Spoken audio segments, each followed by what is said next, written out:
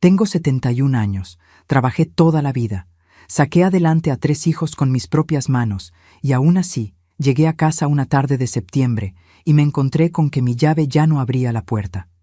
Mi propia hija había cambiado la cerradura del cuarto por el que yo pagaba cada mes. Ella pensó que yo era demasiado vieja para reaccionar. Estaba muy equivocada. Escribe aquí en los comentarios desde qué país estás viendo este video. Me hace feliz saber de dónde viene cada persona que acompaña estas historias. Mi nombre es Doña Teresa. Tengo 71 años y pasé la vida entera creyendo que la familia es el único lugar donde uno no necesita demostrar nada. Que el amor entre madre e hijo es diferente a todo, que es algo que no caduca, no se agria, no se va. Me llevé décadas creyendo eso. Y me tomó un solo día entender que estaba equivocada de una forma que duele profundo. Duele hasta los huesos. Aquella tarde de septiembre había salido temprano. Fui a la farmacia por mi medicina para la presión, pasé a la tiendita de la esquina por unas cosas básicas y después fui a casa de mi amiga Concepción a tomar un café, porque era jueves y los jueves eran nuestro día. Salí de casa a las 10 de la mañana, con la bolsa en el brazo, mi morral de tela y la llave colgada en el llavero rosa que mi nieta Isabela me regaló en mi cumpleaños 70. Regresé poco después de las 2 de la tarde. Cuando puse la llave en la puerta, no entró. Pensé que estaba usando la llave equivocada. Intenté con la otra. Tampoco entró. Me quedé parada en el porche, sosteniendo el llavero de mi nieta, intentando una vez más y otra y otra. Nada. La cerradura era nueva. Podía ver que era nueva. Se notaba el brillo distinto del metal. Alguien había cambiado esa cerradura mientras yo estaba fuera. Mi corazón dio un salto extraño. No fue exactamente miedo. Fue algo más hondo que el miedo. Fue ese tipo de sensación que uno tiene cuando el suelo desaparece bajo los pies y todavía no te caes, pero ya sabes que vas a caer. Me quedé parada ahí, mirando la puerta de la casa donde vivía hacía 2 años, la casa de mi hija Carla, donde yo pagaba 4,000 pesos al mes por ocupar el cuarto del fondo, y no podía entrar. Mi celular estaba en la bolsa. Lo saqué con las manos que ya me temblaban un poco, todavía no de coraje, solo de susto. Tenía un mensaje de Carla enviado a la 1:47 p.m., menos de 1 hora antes, mientras yo todavía estaba en casa de Concepción, riéndome de cualquier tontería y tomando café de olla. El mensaje decía: «Mamá, ya no vas a necesitar el cuarto. Rodrigo se va a mudar aquí. Dejé tus cosas en el pasillo de servicio. Puedes pasar por ellas». Lo leí 3 veces. Después lo leí una vez más, no porque no entendiera las palabras. Entendí cada una. Lo leí porque necesitaba tiempo para aceptar que aquello era real, que mi hija de 44 años había cambiado las cerraduras de su propia casa mientras yo estaba en la calle. Había apilado mis pertenencias en el pasillo de servicio como si fueran tiliches de nadie, y me había mandado un mensaje de texto para avisarme. Un mensaje de texto. A su madre. Después de 2 años. Después de 4,000 pesos cada mes, sin retrasos, sin falta. Rodrigo era el nuevo novio de Carla. Lo había conocido 6 meses antes en una fiesta de cumpleaños de una colega del trabajo. Tenía 41 años, era divorciado y tenía 2 hijos que vivían con su exesposa en Querétaro. Yo lo había visto 3 veces. 3 veces en 6 meses. En la primera, llegó a cenar y se la pasó viendo el celular casi todo el tiempo. En la segunda, fue una comida de domingo en la que casi ni tocó la comida que yo había ayudado a preparar. En la tercera, fue un sábado por la tarde, y él y Carla se quedaron encerrados en su cuarto mientras yo veía la tele en la sala, con la sensación de estar estorbando. Carla nunca me dijo que estaba pensando en pedirle que se mudara con ella. Nunca me preguntó qué opinaba. Nunca me dijo nada sobre el cuarto. La semana anterior a aquel jueves, yo había lavado las cortinas de mi cuarto porque el clima estaba cambiando y me gustaba dejar todo limpio para el otoño. Había puesto las cortinas a secar y después las almidoné y las colgué de nuevo. Había comprado un tapetito nuevo para que el cuarto se viera más chulo. Había hecho todo eso sin saber que, en pocos días, ese cuarto dejaría de ser mío. Me senté en el escalón del porche. No tenía dónde más sentarme. El escalón estaba caliente por el sol de la tarde y me quedé ahí, con el mandado en el regazo, el llavero de Isabela en la mano, mirando hacia la banqueta de enfrente. Doña Marta, que vive en la casa de enfrente, estaba barriendo la calle y me miró con ese gesto que pone la gente cuando sabe que algo anda mal, pero no sabe si debe preguntar. Yo le saqué la vuelta a la mirada. Me puse a pensar en cómo había llegado hasta ahí. 2 años atrás, cuando mi esposo Alcides murió, la casa donde vivimos 42 años se volvió demasiado grande, demasiado silenciosa y llena de cosas que me lo recordaban en cada rincón. Mis hijos platicaron entre ellos y fue Carla la que se ofreció primero. «Vente a vivir conmigo, mamá. Tengo un cuarto libre, nos dividimos los gastos y así es más fácil para todos». Pareció razonable. Pareció hasta bonito. Una hija llamando a su madre cerca después de una pérdida. Vendí algunos muebles. Guardé otros en casa de mi hijo el mayor, Marcelo, y me mudé al cuarto del fondo de la casa de Carla con mis trapos, mis medicinas, mis fotos y la silla mecedora que fue de mi madre. El trato fue sencillo y de palabra.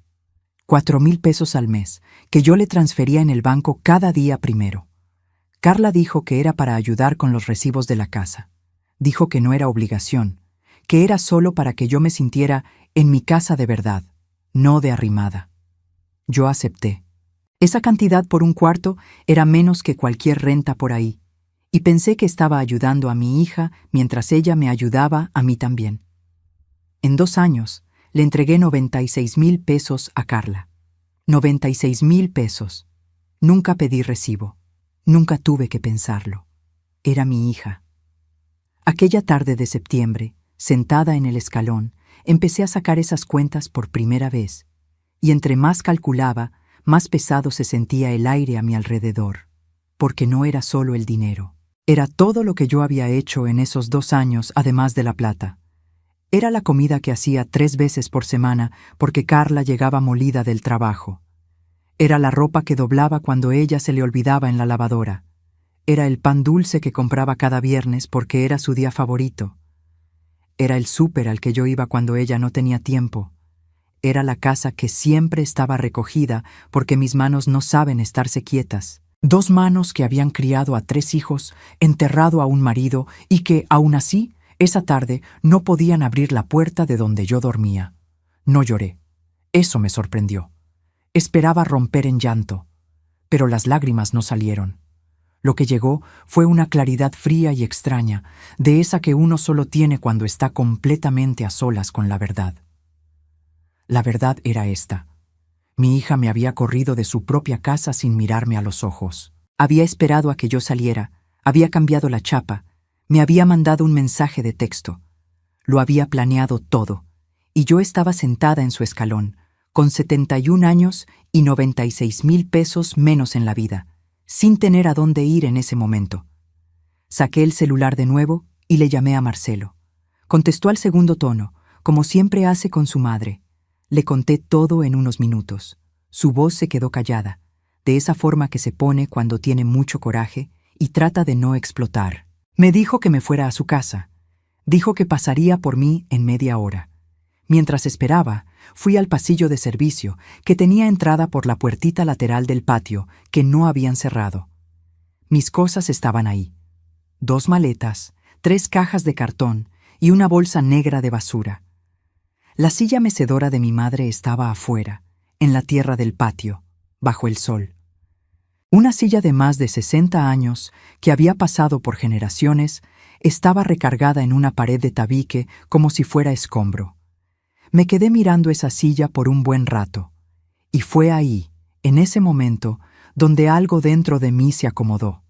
No fue rabia, fue una decisión, silenciosa, firme, sin vuelta atrás. No iba a dejar que esto pasara así nada más. No por el dinero, no por el cuarto, sino porque si lo dejaba pasar, estaría diciendo que todo eso estaba bien. Y no lo estaba. Marcelo llegó a las 3:40 de la tarde en una camioneta gris que usa para la chamba. Se bajó antes de apagar el motor. Era un hombre grande, mi hijo el mayor, con la espalda ancha de su padre y los ojos profundos de mi familia. Miró la mecedora en el suelo del patio y se quedó mudo un segundo entero. Después agarró la silla con los dos brazos, sin decir palabra, y la subió con cuidado a la caja de la camioneta, envuelta en una cobija vieja que siempre traía ahí. Luego vino por las maletas. Lo ayudé en silencio. Cargamos todo en 2 vueltas. Doña Marta seguía en la banqueta de enfrente, pero ahora ya no barría. Solo estaba ahí parada, observando. No dijo nada. Yo tampoco. En la camioneta, Marcelo me preguntó si quería entrar a la casa de Carla antes de irnos. Le dije que no. La cerradura era nueva y yo no tenía la llave, y además no había nada que tuviera que buscar. Todo lo que era mío estaba en esas maletas y en esas cajas. El cuarto en sí, el cuarto que yo había llamado mío por 2 años, ya había dejado de serlo antes de que yo lo supiera. Me quedé en casa de Marcelo y de mi nuera Simón durante los días siguientes. Me dieron el cuarto de Isabela, porque ella estaba en la universidad en Puebla y solo venía los fines de semana. El cuarto olía a perfume de jovencita y tenía pósteres de viajes en la pared. Yo me dormía mirando una foto de París y pensando en lo que había pasado. No de forma dramática. Pensaba de forma organizada, calculada, como alguien que por fin decidió encarar un problema con seriedad. Carla no me llamó en esos primeros días. Mandó un mensaje al día siguiente diciendo que esperaba que yo entendiera, que Rodrigo necesitaba su espacio y que ella necesitaba vivir su proceso. Como si yo fuera un estorbo en su proceso. Como si 2 años de renta pagada y kilómetros de entrega fueran una etapa que ya había pasado. No le contesté ese mensaje.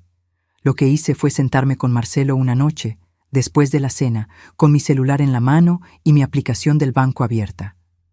Le enseñé las transferencias. Eran 24 transferencias a lo largo de 2 años, cada una de 4,000 pesos. Cada una con el concepto que yo misma escribía cada mes. Pago de renta cuarto. Yo había puesto renta porque eso era. Era como Carla lo había llamado cuando hicimos el trato. Pagas una rentita, mamá, y así estás más tranquila. Así es justo para todos. Marcelo se quedó viendo la pantalla un rato. Después dijo que iba a llamar a un amigo suyo que era abogado.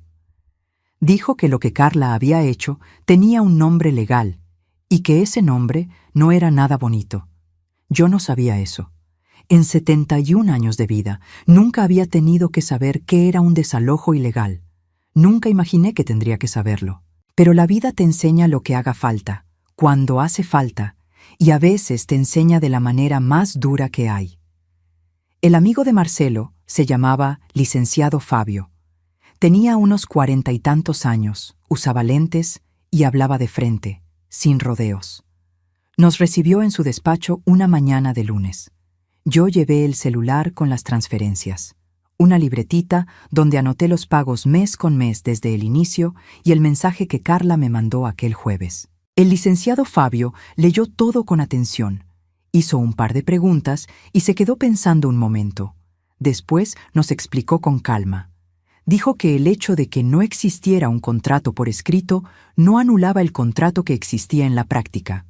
2 años de pagos mensuales con el mismo concepto constituían una relación de arrendamiento, sin importar quién fuera el dueño y quién el inquilino. La ley no pregunta si son familia. La ley pregunta si hubo un acuerdo, si hubo pago y si hubo un incumplimiento. Y ahí estaba todo. Lo que Carla hizo, cambiar la chapa sin aviso, sin plazo, sin notificación, era un desalojo ilegal, así de simple. Me quedé mirándolo mientras hablaba. Sentía algo raro en el pecho. No era gusto, no era alegría. Era más como el alivio de quien escucha a alguien decir en voz alta algo que ya sabía por dentro, pero que no tenía palabras para nombrar. Yo sabía que eso estaba mal. Lo supe desde el escalón del porche, desde la mecedora en el suelo del patio. Pero oírlo de alguien que sabía de leyes, de alguien que lo decía sin emoción y sin juzgar, solo con los hechos sobre la mesa, fue diferente. Hizo que todo fuera más real. El licenciado Fabio también preguntó algo que no me esperaba. Preguntó si Carla había declarado ese dinero que recibía de mí como ingresos en su declaración anual ante el SAT. Yo no sabía. Nunca lo había pensado. Pero me quedé callada un momento y saqué la cuenta en mi cabeza. $4,000 al mes por 2 años eran 96,000 pesos de ingresos por renta. Si no los había declarado, tenía un problema ahí que iba más allá del desalojo. Regresé a casa de Marcelo con la cabeza llena de información y con un sobre que el licenciado Fabio me dio para organizar los documentos. El lunes por la noche me senté a la mesa de la cocina de Simón con el celular, la libretita y una pluma roja. Imprimí los estados de cuenta de los 2 años en la impresora de Marcelo. Imprimí cada transferencia con fecha, monto y concepto. Imprimí el mensaje de Carla. Lo acomodé todo en orden, de lo más viejo a lo más nuevo, y escribí una cronología a mano, página por página, con fechas y hechos. Mis manos estaban firmes. Me di cuenta de eso cuando terminé y vi la pila de papeles frente a mí. 71 años, una rodilla que me duele cuando va a llover, la presión controlada con pastillas, y mis manos estaban firmes. Pensé que eso decía algo de lo que estaba pasando dentro de mí. No era coraje, era convicción. Hay una diferencia enorme entre las dos cosas, y lo aprendí esa noche. No llamé a Carla. No le mandé mensaje. No le dije nada a nadie de la familia todavía. Solo guardé los papeles, los puse en el sobre y me fui a dormir al cuarto de Isabela, mirando la foto de París, y por primera vez desde el jueves dormí de corrido hasta la mañana. La familia se enteró antes de lo que yo quería. Fue mi hermana Lucia la que me llamó primero, el martes en la mañana, con ese tono de voz que usa cuando está repitiendo lo que oyó de otro. Dijo que Carla le había llamado el día anterior para decirle que yo había armado un drama por lo del cuarto, que me estaba haciendo la víctima y que ella solo había tomado una decisión necesaria para su vida. Lucia decía esas palabras como si las estuviera leyendo de un papel, como si se las hubiera aprendido de memoria. Escuché todo. No la interrumpí. Cuando terminó, le dije simplemente que había otra versión de las cosas y que ella podía o no querer escucharla. Dijo que sí quería. Entonces se lo conté. Las transferencias, los 2 años, el trato, la cerradura cambiada, la mecedora en la tierra del patio, el mensaje de texto en lugar de una plática de frente. Lucia se quedó callada. Después dijo que no sabía nada de eso. Ella solo sabía lo que Carla había querido contarle. Eso es lo que hacen las familias. La persona que se mueve primero cuenta la historia primero y su versión ya anda dando vueltas antes de que el otro tenga chance de abrir la boca. Carla le había llamado a Lucia, a mi otra hermana Dulce, a mi cuñada Nair, a la prima Celeste. Todas habían recibido la versión de Carla, una madre difícil que no aceptaba la felicidad de su hija, que estaba estorbando en su nueva relación. Ninguna me había llamado a mí antes de hacerse una idea. En los días siguientes recibí mensajes de parientes con los que casi ni hablaba. Celeste diciendo que debería darle chance a Carla. Nair diciendo que las hijas también tienen derecho a hacer su vida. Dulce, que siempre fue la más centrada, me llamó y se quedó en silencio cuando le conté la verdad. Al final de la llamada, solo dijo que ya había entendido y que necesitaba pensarlo. Eso lo respeté. El silencio honesto es mejor que el ruido mentiroso. Lo que me dolió de verdad no fue lo de Carla. Ya había llegado a un punto en mi interior donde lo que ella hizo estaba claro, documentado, y se estaba manejando como debía. Lo que me dolió fue mi hijo, el de en medio, Adán. Adán siempre fue el hijo más cercano a Carla. Tenían mucha complicidad desde chiquitos. Cuando me llamó el miércoles, yo todavía tenía la esperanza de que escucharía mi versión con cuidado. Pero empezó la llamada diciendo que sentía que yo estaba exagerando las cosas y que a lo mejor era mejor dejarlo pasar. Como si dejarlo pasar fuera una opción cuando 96,000 pesos se habían esfumado y yo estaba durmiendo en el cuarto de mi nieta porque no tenía a dónde ir. Colgué el teléfono después de unos minutos. No peleé, no alcé la voz. Solo le dije que el asunto lo estaba llevando un abogado y que yo lo mantendría informado. Se sorprendió con eso.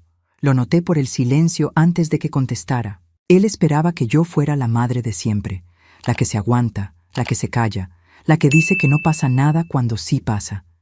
Ya no era esa madre. Marcelo me observó esos días con una atención que me conmovió. No decía mucho, pero siempre estaba cerca, siempre al pendiente. Simón, mi nuera, era discreta y amable, como solo la gente buena de verdad sabe serlo. Me dejaba la comida calientita cuando yo llegaba tarde, me dejaba el baño acomodado a mi modo sin que yo tuviera que pedirlo, me daba silencio cuando el silencio era lo que me hacía falta. A veces, la gratitud que uno siente por una persona no tiene palabras, solo tiene presencia. Isabela, mi nieta, se enteró de lo que pasó por su mamá, Simón, en una versión cuidada y justa. El fin de semana, cuando Isabela regresó de la escuela y me encontró en su cuarto, no me preguntó nada que me diera pena. Solo me dio un abrazo muy largo. Después me dijo que el cuarto era mío todo el tiempo que hiciera falta, que le encantaba la idea de que yo estuviera ahí. Tenía 18 años y más sabiduría que mucha gente que conozco con el doble de edad. Esa semana, el licenciado Fabio me explicó los siguientes pasos. Había 3 frentes posibles. El primero era la demanda por desalojo ilegal, ya que me habían sacado sin previo aviso y sin los 30 días que marca la ley. El segundo era el juzgado de paz, o de cuantía menor, donde podía pedir que se me devolviera el dinero o se me reparara el daño. El tercero dependía de algo que yo todavía no sabía. Si Carla había declarado esos 96,000 pesos de renta ante el SAT. Le pedí a Marcelo que investigara discretamente. Tenía un conocido contador que podía checar algunas cosas de forma indirecta. Tardó 3 días. La respuesta fue lo que yo ya sospechaba. No había declaración. 2 años de rentas cobradas y nada declarado. El dinero había entrado a la vida de Carla como si fuera invisible. Me quedé con esa información un día entero antes de hacer nada. No porque tuviera dudas. Estaba segurísima de lo que iba a hacer. Necesitaba un día para sentir el peso de todo con calma, para estar segura de que no estaba actuando por puro coraje, por despecho o por la humillación. Necesitaba estar segura de que estaba actuando por justicia. Porque hay una diferencia, y esa diferencia importa. Me importa a mí. Siempre me ha importado. Al día siguiente, llamé al licenciado Fabio y le dije que estaba lista para ir con todo. Los 3 frentes. Me explicó que lo del SAT se manejaría mediante una denuncia formal y que yo no tenía que ir en persona, bastaba confirmar una declaración y él se encargaría del trámite. Firmé. No me tembló la mano. La semana en que se metieron los papeles fue una semana común para el resto del mundo. Para mí, fue la semana en que por fin dejé de ser la que se traga todo. Tragarse las cosas es una habilidad que las mujeres de mi tiempo aprendimos pronto. Aprendimos que el silencio es más elegante que el ruido, que mantener la fiesta en paz vale más que tener la razón, que el amor de madre aguanta todo y con una sonrisa. Pasé décadas creyendo que eso era sabiduría. Aprendí tarde que a veces es pura cobardía disfrazada de virtud. No estoy hablando de Carla cuando digo esto, estoy hablando de mí, de las veces que dejé pasar cosas, de las veces que vi que algo estaba mal en cómo me trataba y me dije a mí misma que era porque estaba cansada, que era por la presión de su chamba, que seguro yo había hecho algo que lo justificaba. La gente que crece siendo el puerto seguro de todo el mundo muchas veces no sabe cuándo es hora de irse a su propio puerto. El licenciado Fabio presentó la demanda por desalojo ilegal y la petición en el juzgado un miércoles por la mañana. Yo no fui, él arregló todo. Pero el viernes, una semana y 3 días después de haberme sentado en aquel escalón con la llave que no abría, un actuario fue a la casa de Carla con una notificación. Eran las 8:30 de la mañana. Carla estaba en su casa porque era su día de trabajar desde la computadora. Rodrigo también estaba ahí. Según lo que doña Ángela, la vecina de Carla, le contó después a una conocida mía, el actuario tocó a la puerta, pidió hablar con Carla por su nombre completo y le entregó los papeles ahí mismo, en la entrada. Carla los agarró sin entender bien qué estaba recibiendo. Se quedó parada en el umbral leyendo, mientras el actuario esperaba la firma de recibido. Yo no estaba ahí. No hacía falta. Me enteré de todo después, por los rumbos que toman los chismes en las familias. Pero cuando lo supe, me quedé sentada un rato dejando que la noticia se asentara. No fue alegría, no fue un alivio de golpe. Fue una sensación más tranquila. Fue sentir que el mundo había reconocido que algo estaba mal, y eso, de alguna forma, ya era suficiente por ese día. El teléfono empezó a sonar por la tarde. Celeste primero, luego Nair, luego Lucia otra vez, ahora con la voz distinta, menos segura que antes. Todas con la misma pregunta entre líneas. ¿De veras vas a seguir con esto? Les contesté a todas de la misma forma. Les dije que sí, que iba a seguir, que había pruebas suficientes y que mi decisión estaba tomada. No expliqué más, no me justifiqué, no pedí que me entendieran. Aprendí tarde que pedir que te entiendan las personas que no te creyeron desde el principio es una gastadera de energía que uno ya no tiene cuando pasa de los 70. Adán me llamó otra vez, con la voz muy diferente. Había platicado con alguien que le dijo que lo que Carla hizo sí era ilegal y que yo tenía todas las de ganar. La plática fue otra cosa esta vez. No me pidió que me detuviera, pero tampoco dijo que yo tuviera razón. Se quedó en ese punto medio incómodo donde se queda la gente cuando se da cuenta de que eligió el bando equivocado, pero todavía no tiene el valor de cruzarse al otro lado. Lo dejé en ese punto medio. No era mi deber jalarlo. Lo que me sorprendió esos días fue la vecina de Carla. Doña Ángela tenía sus 65 años, era viuda, muy observadora, y vivía en la casa de al lado desde hacía 15 años. No me conocía mucho, pero me había visto 1000 veces en los 2 años que viví con Carla. Sabía quién era yo. Sabía que yo era la mamá que vivía en el cuarto de atrás. Sabía de mis vueltas al mercado, de los panes de los viernes, de las veces que barrí la banqueta de Carla, porque así me criaron, sin ver dónde terminaba lo mío y empezaba lo del vecino. Ella había visto la mañana en que sacaron mis maletas al pasillo, había visto la mecedora en la tierra del patio. Cuando el licenciado Fabio nos dijo que los testigos podían ayudar, a Marcelo se le ocurrió llamarla. Ella aceptó sin pensarlo. Dijo que lo había visto todo y que estaba dispuesta a confirmar lo que vio. Los testigos aparecen cuando la verdad es tan clara que no se puede ocultar. Ese fin de semana, Isabela llegó de la universidad y encontró los estados de cuenta regados en la mesa de la cocina. No preguntó qué eran.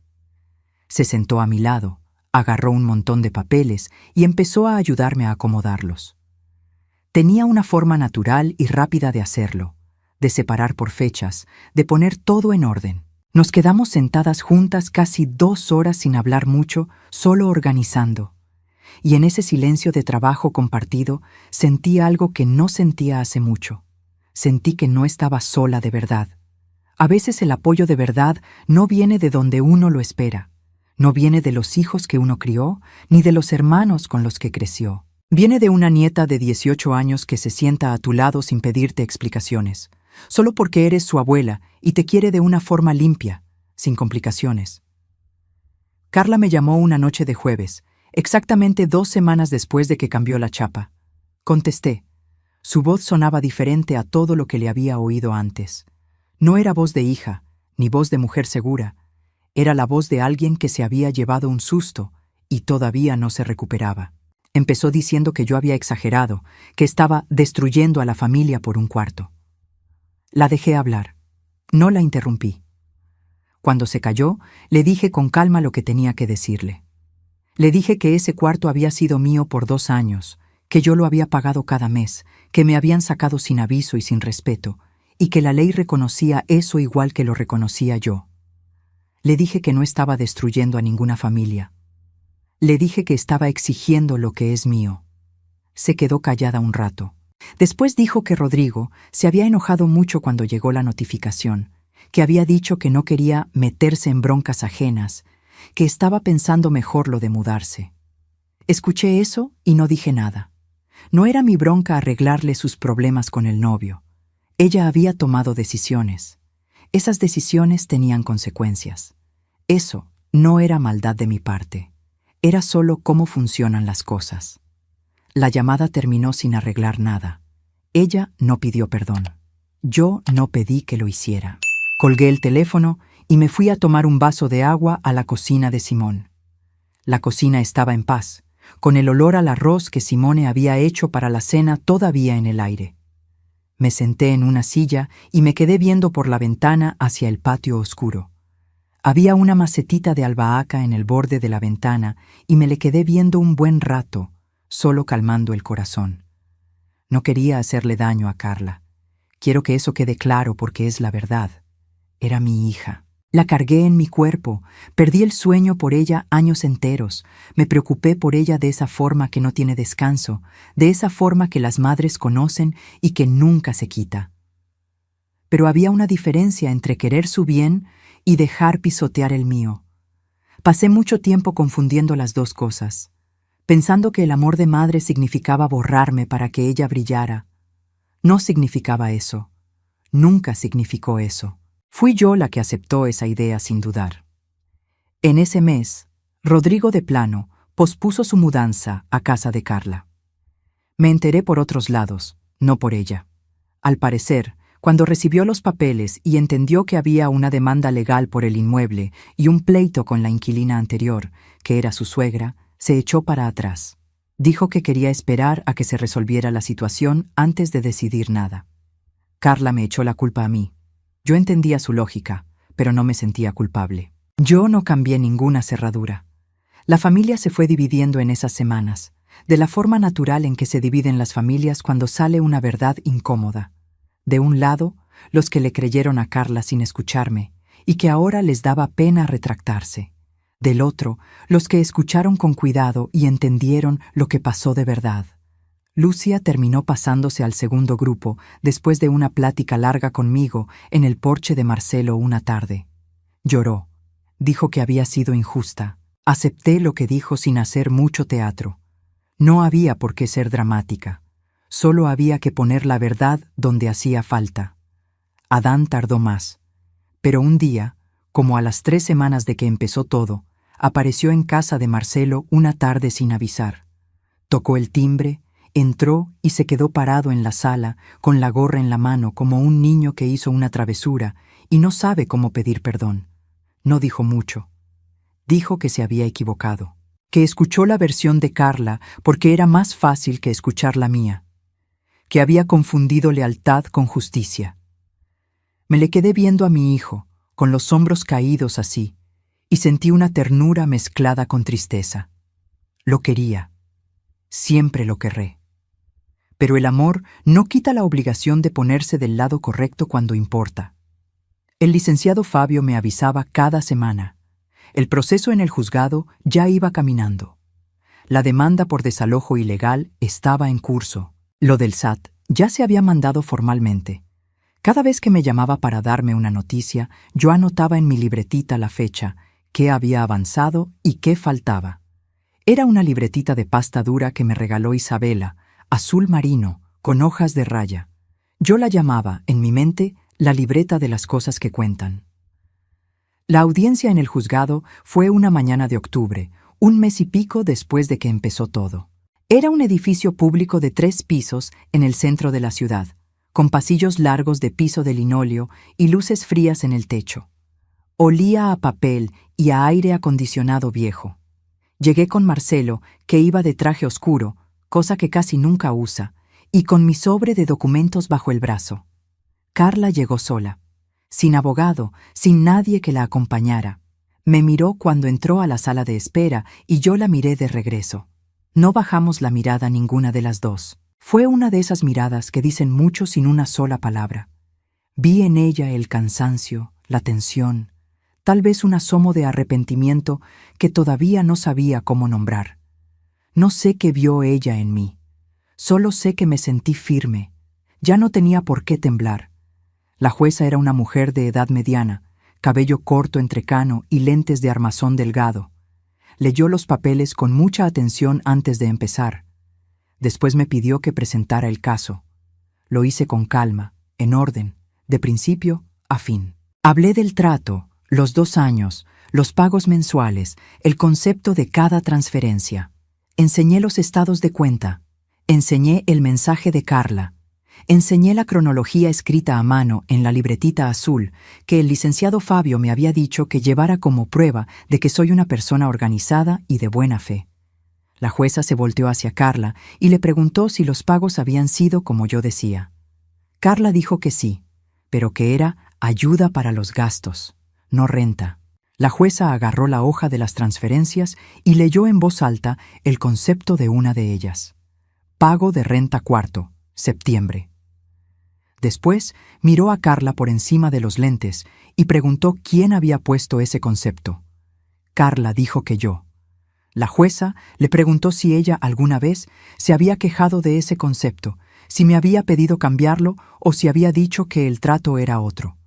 Carla se quedó callada. El silencio de Carla en esa sala fue la respuesta a todo. La jueza no tardó mucho. Falló a favor de la parte actora, o sea, yo. Dijo que la relación de arrendamiento estaba bien probada, que sacarme sin aviso previo era un desalojo ilegal, y que Carla estaba condenada a pagar una indemnización por daños y perjuicios, además de una multa por el desalojo sin notificación legal. El monto total en ese momento fue de 35,000 pesos. El licenciado Fabio me había explicado que lo demás, considerando los 2 años de renta, lo podíamos buscar en otra demanda civil después. Carla salió de la sala antes que yo. No dijo nada. Oí el ruido de sus tacones en el pasillo y luego el silencio de la puerta al cerrarse. Marcelo me puso la mano en el hombro. No dijo nada. A veces el silencio correcto es el mejor consuelo del mundo. Afuera del edificio, el sol de octubre estaba fuerte. Me detuve un segundo en la banqueta, cerré los ojos y sentí el sol en la cara. 71 años de vida, una caída, una levantada y un sol de octubre afuera de un juzgado. Podía ser peor, mucho peor. La notificación del SAT llegó unas semanas después. Fue un sobre sencillo, sin nada especial por fuera más que el sello oficial.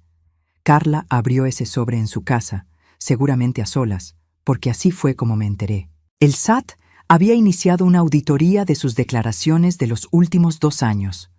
Había una diferencia entre lo que declaró y los depósitos recibidos con concepto de renta. Era el inicio de un proceso que le iba a costar impuestos no pagados, multas y recargos. Cuando me llegó esa noticia, por esos caminos raros por los que viaja la información, yo estaba sentada en el porche de Marcelo al caer la tarde, con una taza de té en las manos. Me quedé callada un rato con la noticia. No me dio gusto. Nunca se trató de ver sufrir a Carla. Siempre se trató de que lo que se hizo mal se reconociera como tal. Las consecuencias eran del proceso, no mías. Lucia me llamó esa misma semana, con la voz bajita. Dijo que Carla le había llamado llorando, que estaba muy preocupada por lo del SAT, que Rodrigo, ya de plano, le había dicho que no se mudaba después de ver todos los líos legales de la casa, que la casa se sentía grande y sola, y que Carla le había confesado que se sentía muy abandonada. Escuché eso y sentí algo que ni yo esperaba. Sentí lástima. No una lástima que me hiciera echarme para atrás, ni una lástima que borrara lo que pasó, sino una lástima sincera de una madre que ve a su hija tomar un camino chueco y pagar el precio. No quería que sufriera, pero no iba a evitarle las consecuencias de sus propios actos. Esas 2 cosas pueden existir al mismo tiempo. Me tardé en aprenderlo. El encuentro con Carla fue una tarde de noviembre, en un café cerca del centro que ninguna eligió por casualidad. Era un lugar neutral, público, con mesitas afuera y un olor rico a pan recién horneado. Yo llegué antes. Pedí un té de manzanilla y me quedé viendo la calle mientras esperaba. Ella llegó 10 minutos tarde y con cara de no haber dormido bien.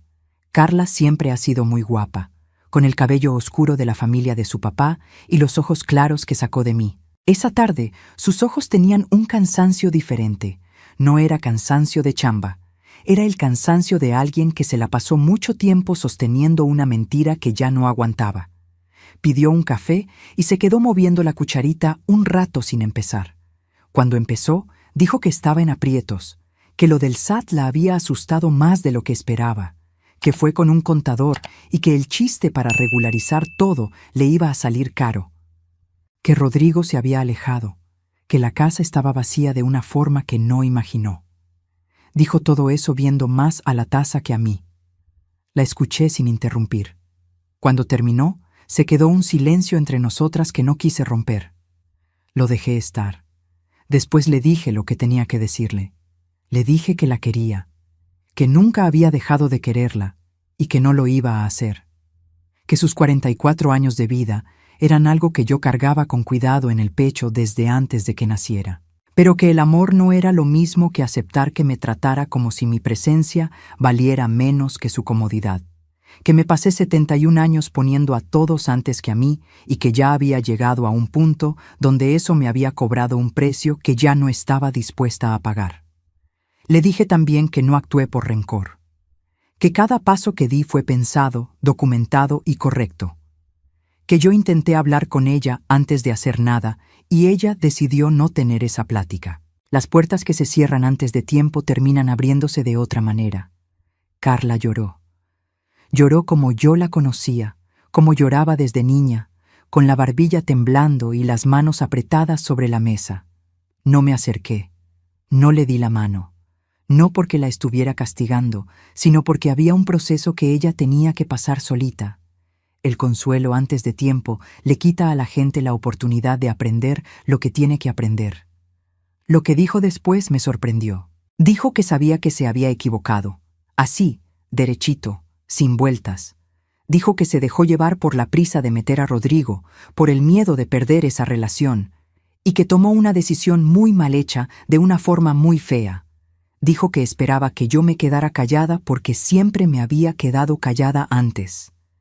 Dijo que cuando llegaron los papeles, lo primero que sintió fue coraje, pero después fue vergüenza. Vergüenza es una palabra muy pesada. No es fácil de decir. Cuando Carla dijo esa palabra, algo se movió dentro de mí. No fue un perdón de golpe, no fue de un día para otro, pero fue el comienzo de algo distinto. Fue reconocer que era una persona que cometió un error grave y que lo sabía, y saberlo era el principio. No quité las demandas esa tarde. No era el momento, y además había cosas que tenían que seguir su curso legal aparte de los sentimientos.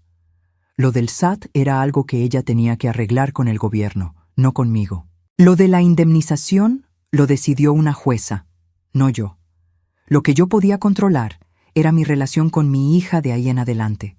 Le dije que no sabía qué nos deparaba el futuro, que la confianza se recupera despacio y con hechos, no con puras palabras, que yo estaba dispuesta a ese proceso si ella también lo estaba, que la quería, que siempre la querré, pero que el amor de madre no tenía por qué ser una puerta siempre abierta para que pasaran sobre mí. Salí de ese café con mi té terminado y la sensación de haber dicho lo que hacía falta, con calma y con la verdad. El sol todavía estaba claro en la calle. Me fui a casa de Marcelo caminando, porque estaba cerca y el día estaba bonito, y porque a veces uno necesita el ruido de sus propios pasos para saber que sigue aquí. 3 meses después de aquella tarde de septiembre, firmé un contrato de renta de verdad. Un contrato con papel, firma, ante notario, testigos y todo lo que manda la ley. Era un departamento chiquito en la colonia Jardín de las Rosas, a 15 minutos de Marcelo y Simón en coche. 2 cuartos, un balconcito que da al oriente, por donde entra el sol en la mañana. Renta de $3,500 al mes, menos de lo que le daba a Carla. El dinero de la indemnización del juzgado me llegó unas semanas antes. Usé una parte para pagar el depósito y los primeros meses, que me dio mucha seguridad. Otra parte la usé para comprar un colchón nuevo, porque ya no aguantaba camas que no fueran la mía. Compré una mesa de madera clarita para la cocina y 2 sillas. Lo demás se quedó en el banco, a mi nombre, bajo mi mando. Marcelo me ayudó a mudarme en su camioneta gris. Simón envolvió los trastes en periódico viejo con ese cuidado que nunca le falta. Isabela vino el siguiente fin de semana con una maceta de helecho que ella solita compró en un vivero. Dijo que los helechos eran buenos para departamentos porque les gusta la sombra y necesitan poca agua, y que eso me definía. Me reí con eso. Tenía 18 años y ya sabía cómo hacerme reír. La mecedora de mi madre se quedó en el balcón. La limpié y le saqué brillo con cera de esa buena, como mi madre me enseñó de niña. El respaldo quedó como nuevo. En mi primera mañana en el departamento nuevo, me senté en ella con una taza de café y me quedé viendo las plantas del patio central. Había una lengua de suegra del vecino de abajo que subía por la barda con ese verde fuerte de las plantas que nadie cuida, pero todos agradecen. Me quedé ahí un buen rato. Dejé que el café se enfriara y no me importó. Dejé que el silencio estuviera ahí. Y ese silencio era muy diferente a todos los silencios que conocí en los últimos meses. No era el silencio de quien mastica un dolor. No era el silencio de quien planea el siguiente paso. Era el silencio de quien llegó a donde tenía que llegar y puede descansar. Pensé en aquella tarde de septiembre que pasé en el pasillo de servicio, viendo la mecedora de mi madre en la tierra. Pensé en cómo me sentí en ese momento. No fue derrota, fue una forma de despertar. Un despertar doloroso, de los que dejan cicatriz, pero un despertar al fin. 71 años de vida y necesité que me cambiaran la chapa para darme permiso de ser la persona que ya debía haber sido hace mucho. No me arrepiento de lo que hice. No me arrepiento de ningún papel que firmé, ni de las audiencias. Solo me arrepiento de haberme tardado tanto en entender que vivir de forma calladita, sin molestar, sin exigir, sin ocupar mucho espacio, no era una virtud. Era solo un hábito viejo que yo había confundido con amor. Carla y yo vamos paso a paso. Me ha llamado varias veces desde lo del café. Las pláticas son cortas, con cuidado, como dos personas cruzando un río sobre piedras resbalosas. No es lo que era antes, pero lo de antes tampoco era lo que yo pensaba. Estamos armando algo distinto, con más verdad y menos cuentos. Si va a funcionar, solo el tiempo dirá. Pero por lo menos se está haciendo sobre suelo firme. Adán me vino a visitar al departamento nuevo un domingo. Se quedó viendo todo con esa forma suya de observar antes de hablar. Dijo que estaba muy bonito. Dijo que se veía muy yo. Le dije que sí era, con todas sus letras. Era mío. Lucia me trae pan de dulce cada vez que viene, porque sabe desde hace 40 años que ese es mi punto débil. Viene cada 15 días y tomamos café en mi mesa nueva y platicamos de todo un poco. Me pidió perdón una vez, de verdad, con todas las palabras. Se lo acepté. No hay por qué guardar rencores entre hermanas viejas que ya tienen más camino atrás que adelante. Mi amiga Concepción me llamó semanas después de todo y me preguntó qué había pasado, porque le llegaron chismes raros. Se lo conté todo. Se quedó callada al principio, luego dijo que hice bien. Luego me dijo que me esperaba a tomar café en su casa el siguiente jueves. Fui. El jueves volvió a ser nuestro día. Algunas cosas, cuando vuelven a su lugar, vuelven mejor que antes. La lámpara que me dejó mi madre, esa vieja de latón con la pantalla pintada a mano, estaba en la caja que se quedó en casa de Marcelo. Cuando la abrí el primer día en mi departamento, estaba enterita, envuelta en una tela de flores que Simón le puso. La conecté en la sala. Dio una luz cálida, como color miel, de esa que hace que hasta un cuarto chiquito se sienta acogedor. El tipo de luz que te dice que ya estás en casa. Esa noche cené solita por primera vez en mucho tiempo. Arroz, frijoles y una ensalada sencilla. Nada del otro mundo. Pero el silencio era totalmente distinto. No era el silencio de ser tolerada. No era el silencio de ser ignorada. No era el silencio de no dar lata. Era el silencio de quien cerró la puerta de su propio hogar con su propia llave y no tiene que darle explicaciones a nadie. La cerradura de esta puerta es mía, solo mía. Si tú estás escuchando esta historia y sientes que tu amabilidad la usan para pagarte mal, que tu silencio les sirve de comodidad a los que deberían respetarte, que tu paciencia la confunden con permiso para tratarte de cualquier modo, quiero decirte algo que nadie me dijo cuando yo lo necesitaba. guarda tus comprobantes, conoce tus derechos y acuérdate de que poner límites, hasta a la propia familia, no es falta de amor. Es lo primero que uno construye cuando por fin decide construirse un lugar para una misma. No importa cuántos años tengas, nunca es tarde para eso. Si esta historia te llegó al corazón, si te hizo pensar en alguien o en algo que viviste, deja tu comentario aquí abajo. Dale me gusta al video, suscríbete al canal si todavía no lo haces y activa la campanita para no perderte las siguientes historias. Y si quieres ser parte de una comunidad más cercana, con acceso a contenido especial, hazte miembro del canal. Cada miembro hace que este trabajo sea posible. Hasta la próxima historia.